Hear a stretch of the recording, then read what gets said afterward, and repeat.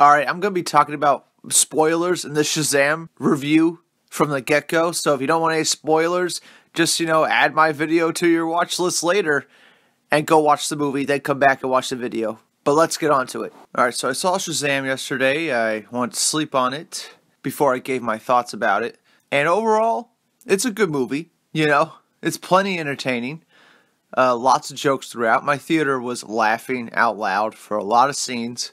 I wasn't like belly laughing, but there was a couple moments that were pretty awesome. Like when they're buying beer at the convenience store, they actually try to drink it and they spit it out because they don't like the taste. I thought that was pretty funny. And in the promotional material for the movie, they CG'd out the beer and they put like a cola logo over it, So I thought that was pretty cool that they were actually drinking beer in the movie. There's some moments like that where they toe a line. And they'll show like a strip club, and they'll show Billy walking out of the strip club or Freddy walking out of the strip club with glitter on his face. That stuff was pretty funny. But they kept it very PG-13, which is, I guess, what you can expect now, right? A part of me wishes they kind of, went all the way. We actually went inside the strip club, we actually saw them do, very inappropriate things, I wish we got something like that. But, I guess it's fine. It's perfect for the movie because this is a very family-friendly film. Those people that were saying it was scary or there's scary moments, they're kind of full of shit. The 7 deadly sins, a couple of them look pretty good, like gluttony, like he was like a big mouth, like stomach. Yeah, that one looked pretty cool. The demon one with wings and stuff, I forget which one that was, but that one looked pretty good. But the rest of them kind of looked generic as fuck. And I imagine they're not going to be using them again because they looked, so generic. But I liked how they used the 7 deadly sins in the movie. And how they used Dr. Savannah as like a body for the 7 deadly sins, like a way for them to interact with the world and stuff. I thought that was pretty interesting, how he was their champion. And I was a little disappointed in the movie how there wasn't really much of a Black Adam tease. There was one little tease, but if you aren't paying attention, you'll probably miss it. But it's when the wizard is explaining how the 7 deadly sins came about, and he's talking about how his first champion used his powers for revenge, and he released the 7 deadly sins. Well, they show that first champion for like a split second, and it's totally Black Adam. He's got the hood up and everything. It's just a shame we don't actually get to see him.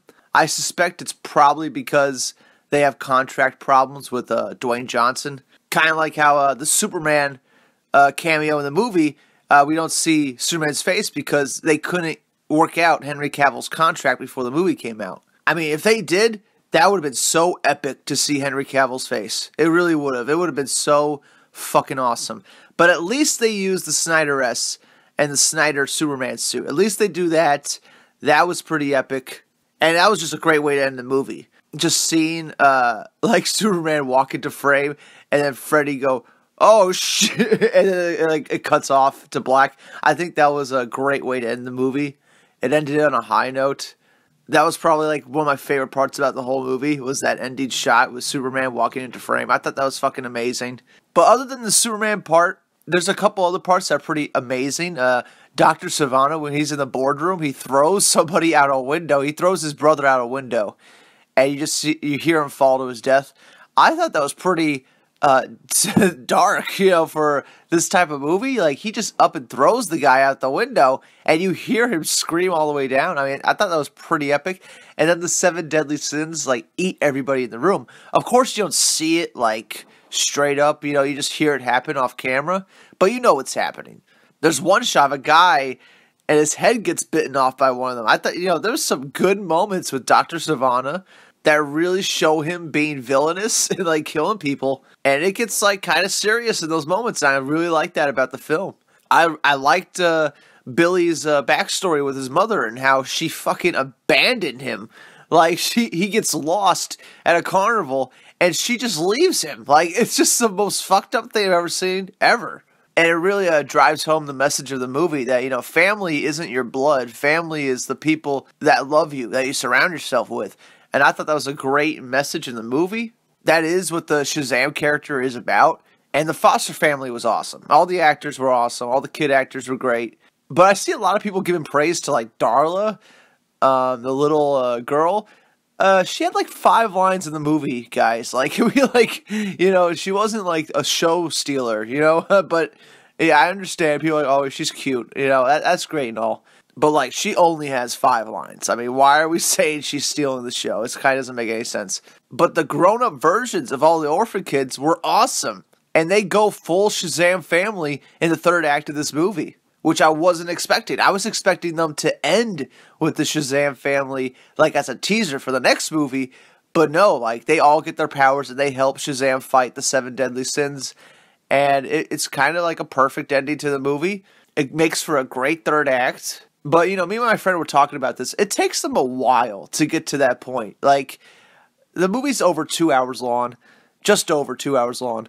But it really felt like it was dragging in the middle. Like when Shazam, he has his powers, and he's like fighting with Freddy because Shazam's being a little bit of an asshole, and he's selfish with his powers and stuff. And they just bicker with each other for like 20 minutes of the movie in the middle.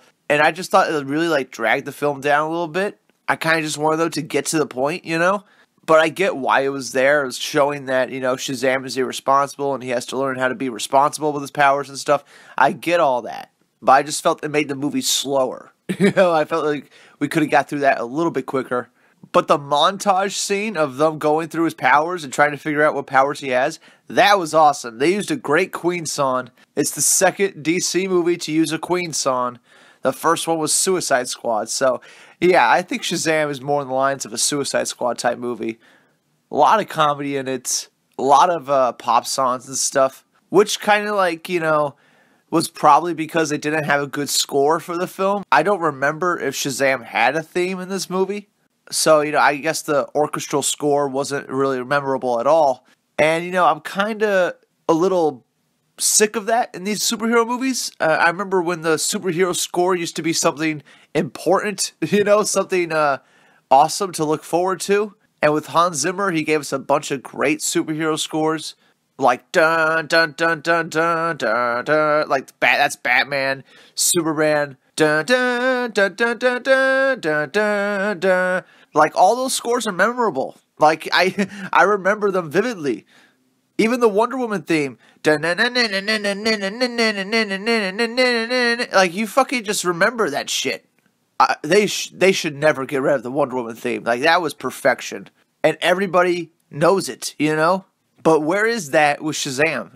Where is it with, like, any of these superhero movies coming out? It's like they totally don't care anymore. But they should, Like, it's an important part of a superhero movie. I want to have a score to identify with the hero. A theme to identify with him. And, I know not every composer can be Hans Zimmer, but like I feel like some of these composers need to try a little harder with their superhero themes and stop making them so generic and forgettable. So that was kind of a letdown with the movie. But, there was a lot of great stuff in the movie. The opening of the fucking Dr. Savannah kid in the car and they get hit by a truck. Like, that was pretty intense. Like, for opening of a Shazam movie, that was pretty intense. Was not expecting the truck to just run them over like that. And Dr. Savannah's dad is played by Lionel Luthor from Smallville. I thought that was pretty fucking awesome. But overall, I really like the movie. I like the, they used the Batarang from BVS and stuff. I like all the callbacks to the other DC movies with some of these Easter eggs. But I think the character that really stole the movie was Freddie Freeman. I think he was the best part about this whole movie. And he's a good little actor, He's a good little actor. He was good in It. He's good in this. That kid's going to grow up to be a pretty good actor. So, yeah, he was probably my favorite part about the film. Solid film all around. Except for the orchestral score, which they use pop music in place of. So I guess, it all works itself out, really. Even Aquaman, that movie had a theme for Aquaman. Even though it's probably not like the greatest theme ever, at least they tried a little to give him a theme. And I hope they keep doing that with other heroes and stuff. Zachary Levi as Shazam, he was great.